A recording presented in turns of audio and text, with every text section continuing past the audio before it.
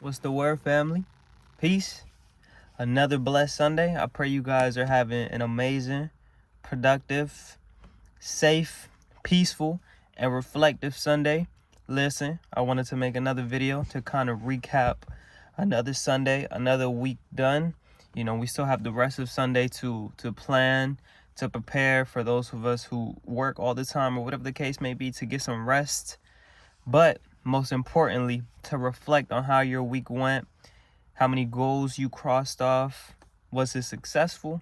Was it not successful? Was it productive? Was it not productive? To kind of come to terms, back to the drawing board and say, okay, boom, last week I said this out for myself. How much of that did I accomplish and how much of that did not accomplish? Can I reward myself, or do I have to punish myself for not hitting the benchmarks, the goals, the targets that I set for myself, right? So coming back to that, I think is super important, just so you can kind of get a feeling of, for lack of better words, coming back to the basics, right? Getting right with yourself, getting right with the fundamentals. For me, I'll be vulnerable, I'll be honest. For me, the week was, I got 3 out of the 5 goals I wanted to get done, but I could have been a lot more aggressive. At some point throughout the week, maybe Wednesday, maybe Thursday, I started slowing down and I started giving myself way too much grace. And that's something that I noticed. I journaled in my book that I was slowing down, that I was giving myself too much grace. And I don't say this to say that you can't have breaks or you can't be too hard on yourself, right? Because depending on what your goal is, depending on what target you're trying to hit, you can give yourself grace. You can not be so hard on yourself. But for me, I love being hard on myself. I love pushing myself and knowing that I can achieve more if I really set my mind to it. But I realized that I wasn't performing to the capacity that I really wanted to, and my energy was floating elsewhere. I was just overall not happy with my productivity this week. But because I sat down, because I journaled, because I took the time to ask myself questions and reflect, I was able to catch myself then and there. I didn't let that go down a slope of going and producing unwanted results, or developing a habit that is not going to make me become successful, right? One of the most important things for me that play out into how I move, into what kind of actions I want to take, is that, I'm constantly around my mother and I'm constantly around my siblings and my cousins. So I know that in a sense, everybody plays their part, but I set an example to a certain extent, right? Whether kids tell you or whether people tell you or not, people are always watching. And that's something that even myself, I've always been a very high level observer. I like to observe people to see how they move. If I like what you do and I want to be like you, I'm going to watch you and I'm going to duplicate those things. So kids, at the time being, they can't really differentiate what's good and what's bad. So if they like you, if they respect you, they're going to try to mirror you. So you got to really ask yourself, are the habits that I'm setting, are the actions that I'm taking, is everything that I'm doing, would I mirror that? Would I want to embody that? And if the answer is no, you have to audit your actions. You have to audit what you do. Because for me, I know that my brothers are always watching. So I try to set a good example for them. I know my sister's grown. She's not so little anymore. And I want to make sure that she goes on a right path.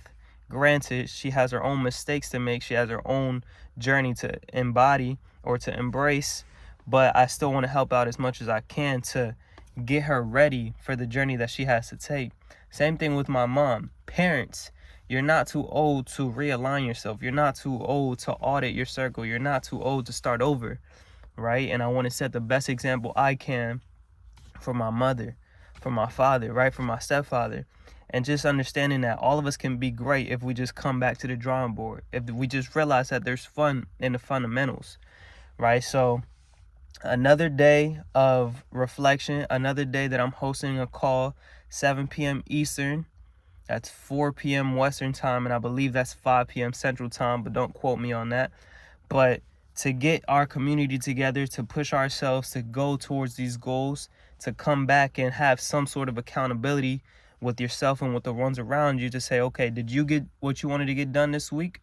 If not, how can you use me to help you move forward so I could push you to make sure you hit those deadlines so you can hit those targets, right? And vice versa. We have to really build a community of accountability, build a community of how can I help you and vice versa. How can you help me, right? Nothing is done alone. Everybody needs a team. The more successful your team becomes, think about it, the higher you vibrate, the higher you personally elevate because you're helping a community of people do better, right? I learned in business, I learned in the financial industry in WFG, I learned that if you help other people hit their goals, you automatically hit your goals. I'm gonna say that again. If you help other people hit their goals, you automatically hit yours. So why wouldn't you want to become a helping hand? Why wouldn't you want to pour into other people's cups? If I've already been through something, why won't I talk about that so maybe the next person that's going to go through it or is currently going through it, they can get some advice, right? They can get some wisdom on how to navigate the road a little better. And I believe that's what it's all about, is how can you help me and how can I help you? And at the end of the day, how can we both move forward? How can we both progress and elevate, right? And really, that's what the community is all about, is how can we help each other? If you're in real estate and I want to get into real estate, what can you tell me so that I can learn a little bit faster, right? And that's really what it's all about. So don't forget, take this time today, make some time. If you don't have time, that's a lie. It's false. It's a false paradigm. Change that. You have the time. You just have to make it. Make the time to reflect, to journal, to think about what went well and what didn't go well. Give yourself some grace, but don't be afraid to be hard on yourself as well.